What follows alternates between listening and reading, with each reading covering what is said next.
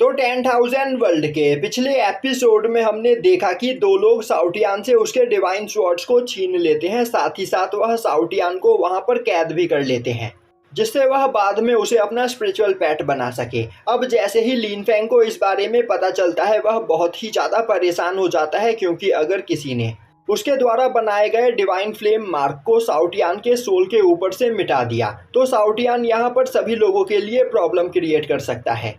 अब लिन फेंग को परेशान होते हुए देखकर मिस यांग उसे शांत करते हुए बोलती है, तुम्हें परेशान होने की कोई जरूरत नहीं। मेरे यांग फैमिली के लोग तुम्हारे स्पिरिचुअल पेट को ढूंढने में तुम्हारी मदद करेंगे, तो फिर हमें पहले यांग फैमिली की ओर चलना चाहिए। और अब हमें दिखाया जाता है कि लिन फेंग मिस यांग के साथ यांग फैमिली में आ चुका होता है। वहीं पर अब वह देखता है कि यांग फैमिली के पूरे टेरिटरी को एक बहुत ही ज़्यादा पावरफुल बैरियर से प्रोटेक्ट किया गया होता है। तभी वह छोटी लड़की आगे आते हुए बोलती है, उनके पास अब यहाँ पर बस 12,000 माइल्स की ही टेरिटरी बची हुई है, क्योंकि डीमंस लगातार उन पर अटैक करते हुए उनसे उनकी टेरिटरी को छीनने की कोशिश करते रहते हैं, जिससे वह अपने डीमन किंग को आज़ाद करवा सके। और उन्हीं डीमंस की वजह से उनके यांग फैमिली के सभी लोग बस इतने से ही एरिया में सिमट कर रह गए हैं। तभी लिन फेंग उस लड़की के पास आते हुए बोलता है, तुम्हें परेशान होने की कोई जरूरत नहीं, एक दिन तुम सभी लोग इन सभी डीमंस को जान से मार दोगे, जिसके बाद तुम इस फॉरबिडन एरिया से बाहर भी जा पाओगे। यह सुनते ही वह लड़की खुश होते हुए बोलती है, एक बार हमारे एंसेस्टर ने हमसे कहा था कि एक दिन दूसरी दुनिया से एक बहुत ही ज्यादा पावरफुल इमॉर्टल यहाँ पर आएगा, जो इन सभी डीमंस को मारकर हमें यहाँ से आजाद कराएगा। तभी लिन फेंग बोलता है, क्या पता तुम्हारे एंसेस्टर की बात बिल्कुल सच हो, पर मैं तो यहाँ पर यही कहूँगा कि किसी दूसरे पर्सन के ऊपर निर्भर रहने के बजाय तुम्हें अपनी पावर को बढ़ाने में ध्यान देना चाहिए, जिससे तुम खुद इन सभी डीमंस को मारकर यहाँ से बाहर निकल सको। अब मिस यांग आगे बढ़ते हुए लिन फेंग को बताती है कि उनके इस टेरिटरी में 3 फैमिली के लोग रहते हैं। सबसे पहले आते हैं यांग फैमिली के लोग, फिर आते हैं क्वेन फैमिली के लोग, और तीसरे नंबर पर है स्वॉर्ड लिनेज फैमिली के लोग। और हमारे इस टेरिटरी को डीमन से बचाने के लिए बहुत ही ज़्यादा पावरफुल बैरियर से प्रोटेक्ट किया गया है, जिस बैरियर के पार कोई भी नहीं जा सकता है, और सोल्जर्स 24 घंटे इसकी पहरेदारी करते रहते हैं। यह बोलते हुए वह अपने पास से एक टोकन निकालकर एक सोल्जर को दिखाती है, और अब वह लिन फेंग से बोलती है कि इस बैरियर के अंदर जाने के लिए उनके पास यह टोकन होना चाहिए, वरना वह लोग इस टेरिटरी में नहीं जा सकते हैं। अब मिस यांग का टोकन देखते ही वहां पर खड़ा सोल्जर बोलता है, प्रिंसेस फाइनली आप वापस आ ही गई। और अब वह अपनी पावर का यूज करते हुए उस फ्लाइंग शिप को उस बैरियर के अंदर ले लेता है, और अब वह मिस यांग के पास आते हुए उसे ग्रीट करता है। तभी मिस यांग आगे बढ़ते हुए बोलती है, ब्रदर यांगची, आखिर एंसेस्टर की हालत यहाँ पर कैसी है?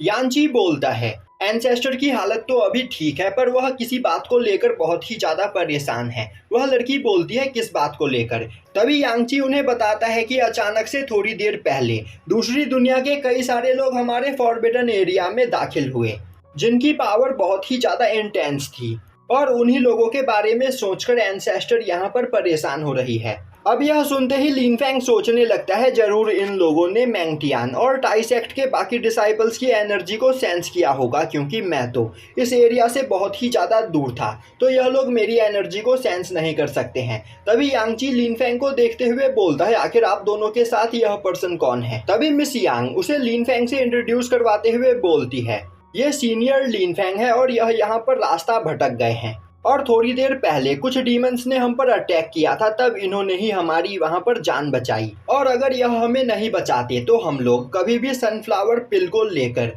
वापस यहाँ पर नहीं लौट पाते। यह सुनते ही यांगची बोलता है, तो कहीं आप दोनों को ज्यादा चोट तो नहीं लगी, और क्या आपके पास मौजूद सनफ्लावर पिल सेफ है? तभी वह लड़की आगे बढ़ते हुए बोलती है, लिन फेंग ने उन सभी डीमंस को मारकर भगा दिया, और रही सनफ्लावर हर्ब की बात, तो वह हमारे पास बिल्कुल सेफ है। यह बोलते हुए वह यांगची को वह हर्ब दिखाती है। यह देखते ही यांगची खुश होते हुए बोलता है, तब तो आप दोनों को जल्द से जल्द एंसेस्टर सूजू के पास जाना चाहिए, वरना उनकी हालत और भी ज्यादा खराब हो सकती है। अब दिखाया जाता है कि मिस यांग अपने फ्लाइंग शिप के साथ काफी तेजी से यांग फैमिली के मैंशन की ओर आगे बढ़ रही होती है। अब रास्ते में मिस यांग लिन फेंग को बताती है कि इस फॉरबिडन लैंड में आउटसाइड वर्ल्ड से अलग तरह की कल्टीवेशन प्रैक्टिस की जाती है, जिसके लेवल्स भी अलग अलग है। और अब वह लिन फैंग को फॉरबिडन एरिया में प्रैक्टिस की जाने वाली कल्टीवेशन लेवल के बारे में बताते हुए बोलती है। यहाँ पर सबसे पहला कल्टीवेशन लेवल होता है क्यूआई रिफाइनिंग रैलम, फिर आता है बिल्डिंग फॉर्मेशन, फिर गोल्डन एलिक्सर, फिर नासेंट सोल, फिर आता है ट्रांसफॉर्मिंग गॉड, उसके बाद है डिवाइन बॉडी, और फिर हेडाओ, फिर आता है महायान रैलम, और फिर सबसे लास्ट में आता है हेडूजी रैलम। और अब वह लिन फैंग को बताती है कि यह फॉरबिडन एरिया आउटसाइड वर्ल्ड से काफ़ी ज़्यादा अलग है, क्योंकि आउटसाइड वर्ल्ड के मुकाबले यहाँ पर बहुत ही ज़्यादा मात्रा में स्पिरिचुअल एनर्जी है, जिस वजह से यहाँ के रैलम्स आउटसाइड वर्ल्ड के रैलम्स से बहुत ही ज़्यादा पावरफुल होते हैं। और अब वह लिन फैंग से बोलती है, लिन फैंग तुम थोड़ी देर कोर्टयार्ड में हमारा इंतजार करो, हम पहले यहाँ पर एंसेस्टर को उनकी मेडिसिन देकर आते हैं, जिसके बाद हम तुम्हारे स्पिरिचुअल पेट को ढूंढने में तुम्हारी मदद करेंगे। लिन फैंग बोलता है ठीक है, मुझे इससे कोई भी प्रॉब्लम नहीं है। वहीं पर वह सोच रहा होता है कि इस एरिया में रहने वाले तीनों क्लैन के लोग बहुत ही ज्यादा पावरफुल हैं, क्योंकि नॉर्मल कल्टीवेशन से इनकी कल्टीवेशन काफी ज्यादा अलग है, जिसमें यह अपनी बॉडी के अंदर काफी ज्यादा मात्रा में स्पिरिचुअल एनर्जी को एब्जॉर्ब कर पाते हैं। तो अगर यहाँ पर मुझे कोई पावरफुल अपोनेंट मिल गया तो मैं प्रॉब्लम में पड़ सकता हूँ, इसीलिए मुझे पहले डिवाइन लिक्विड का यूज करते हुए अपनी पावर को और भी ज्यादा बढ़ाना होगा, जिससे जिन भी लोगों ने साउटियान को कैद किया है मैं उनसे फाइट करके साउटियान को आज़ाद करवा सकूं। अब सीन शिफ्ट होता है और हमें दिखाया जाता है कि मिस यांग अपनी एंसेस्टर सूजू से मिलने के लिए आई हुई होती है। वहीं पर एक जगह पर बैठी एंसेस्टर सूजू कल्टीवेशन कर रही होती है, और अब वह मिस यांग को देखते हुए बोलती है, तो फाइनली तुम वापस आ ही गई। तभी वह छोटी लड़की आगे बढ़ते हुए बोलती है, एंसेस्टर हम यहाँ पर आपके लिए सनफ्लावर मेडिसिन लेकर आए हैं, जिसे एब्जॉर्ब करके आप अपनी बॉडी के अंदर बढ़ती हुई डार्क एनर्जी को कंट्रोल कर सकती हो। अब सूजू उस सनफ्लावर हर्ब को देखते हुए बोलती है, इस हर्ब को रिफाइन करने के बाद मेरे बॉडी के अंदर मौजूद इवल स्पिरिट यहाँ पर शांत हो जाएगी, जिसके बाद मैं उसके ऊपर कंट्रोल कर पाऊंगी। तो तुम दोनों ने सच में काफ़ी अच्छा काम किया। यह बोलते हुए वह उस सनफ्लावर हर्ब को रिफाइन करते हुए उसे अपने अंदर एब्जॉर्ब करने लगती है। तभी अचानक से सूजू के सोल सी के अंदर कैद डीमन हंसते हुए बोलता है, तुम्हें क्या लग रहा है तुम कितने दिनों तक मुझे अपनी बॉडी के अंदर कैद करके रख पाओगी? टाइम आ गया है, अब यहाँ पर मैं आजाद होने वाला हूँ और जल्द ही मैं तुम्हारी बॉडी के ऊपर कंट्रोल कर लूंगा, जिसके बाद पूरे यूनिवर्स पर हम डीमंस का कब्जा होगा। तभी सूजू अपने पास से एक फ्लेम फर्नेस बाहर निकालते हुए उस डीमन की पावर को कंप्रेस करने की कोशिश करती है। तभी वह डीमन हंसते हुए बोलता है, सूजू क्या तुम्हें सच में लग रहा है कि तुम मुझे यहाँ पर रोक सकती हो? तुम्हारी बॉडी यहाँ पर पहले से काफ़ी ज़्यादा कमज़ोर हो चुकी है, तो जल्द ही मैं तुम्हारी सोल को डिस्ट्रॉय करने के बाद तुम्हारी बॉडी पर कब्जा कर लूँगा। यह बोलते हुए वह सूजू के सोल के ऊपर लगातार अटैक करते हुए उसे घायल करने लगता है। तभी सूजू अपने पास से एक ट्रेजर को बाहर निकालते हुए अपने सोल सी के अंदर मौजूद उस डीमन के ऊपर अटैक करने की कोशिश करती है, पर तभी वह डीमन अपने द्वारा बनाए गए एक अंडे के अंदर घुस जाता है। और अब वह हंसते हुए बोलने लगता है, जैसे ही मेरी पूरी पावर रिकवर हो जाएगी मैं इस एग के अंदर से निकलकर बाहर आऊंगा और तुम्हारी सोल को डिस्ट्रॉय कर दूंगा। यह सुनते ही सूजू उस ट्रेजर से उस एग को डिस्ट्रॉय करने की कोशिश करती है, पर काफी पावरफुल अटैक करने के बावजूद वह उस एग का कुछ नहीं बिगाड़ पाती है। इसीलिए अब वो अपने फ्लेम फर्नेस के साथ सनफ्लावर हर्ब की पावर को मर्ज करते हुए उस एग को वहां पर दोबारा से सील कर देती है। पर यह सब कुछ करने के बाद उसकी हालत काफ़ी ज़्यादा खराब हो जाती है, जो देखते ही मिस यांग भागते हुए उसके पास आती है और अब वह उसे संभालते हुए बोलती है, एंसेस्टर आखिर यहाँ पर चल क्या रहा है? आप हमें साफ साफ क्यों नहीं बताती हो? अब एंसेस्टर मिस यांग को बताती है कि आज से 1 लाख साल पहले यहाँ पर जो डीमंस के साथ उनकी फाइट हुई थी, उस फाइट में वह एक यांक्विन नाम के डीमन के साथ फाइट कर रही थी और उसने डीमन यांक्विन को फाइट में हरा दिया था। पर मरने से पहले डीमन क्वीन यू ने अपने सोल को सूजू की बॉडी के अंदर ट्रांसफर कर दिया और वह धीरे धीरे सूजू की सोल एनर्जी को अपने अंदर एब्जॉर्ब करते हुए अपने लिए एक नई बॉडी बनाने लगा। और जब तक सूजू को इस बारे में पता चलता तब तक काफी देर हो चुकी थी, क्योंकि डीमन क्वीन यू तब तक एक एग बना चुका था।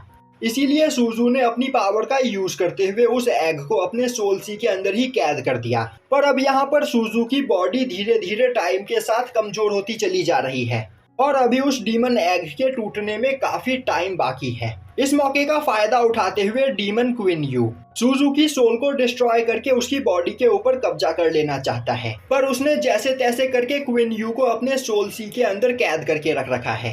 तभी वह छोटी लड़की आगे बढ़ते हुए बोलती है, तो एंसेस्टर, क्या हम किसी तरीके का यूज करते हुए क्वीन यू को आपके सोल सी से बाहर नहीं निकाल सकते हैं?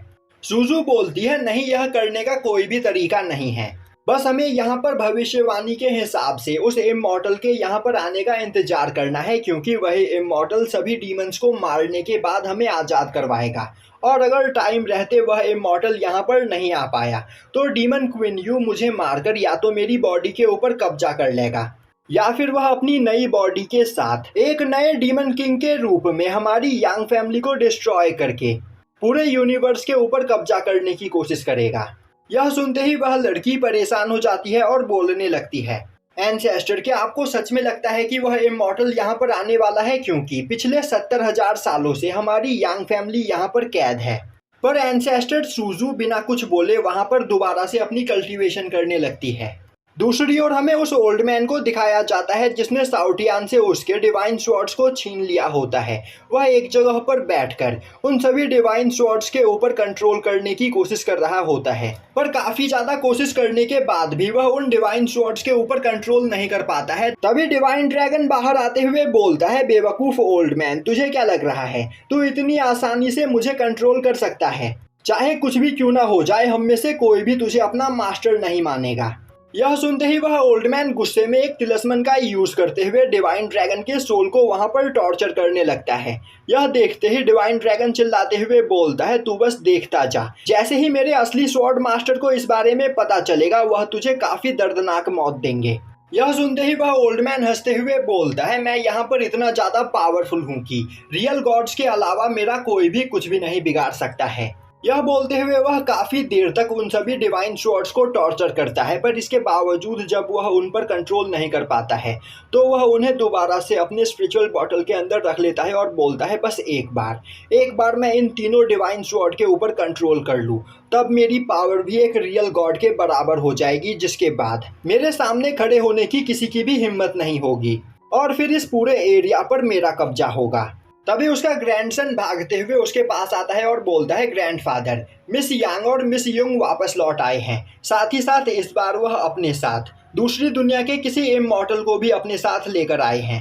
तभी वह लड़की बोलती है, मास्टर, मैंने यह पता किया है, एंसेस्टर सुजू ने सनफ्लावर हर्ब की पावर को अपने अंदर एब्जॉर्ब करते हुए अपने सोल सी के अंदर छिपे हुए डीमंस पर कंट्रोल करने की कोशिश की, पर वह डीमन अब पहले से भी ज्यादा पावरफुल हो चुका है, तो वह जल्द ही एंसेस्टर सुजू को मार देगा। यह सुनते ही ओल्ड मैन खुश होते हुए खड़ा होता है और बोलता है, मुझे इसी दिन का तो इंतजार था। तभी उसका ग्रैंडसन हंसते हुए बोलने लगता है, ग्रैंडफादर, एंसेस्टर सुजू के मरने के बाद आप हमारे यांग फैमिली के नए एंसेस्टर बन जाओगे, जिसके बाद आप यहाँ पर जो चाहे वह कर सकते हो। यह सुनते ही वह ओल्ड मैन वहाँ पर जोर जोर से हंसने लगता है और यहीं पर यह एपिसोड खत्म हो जाता है।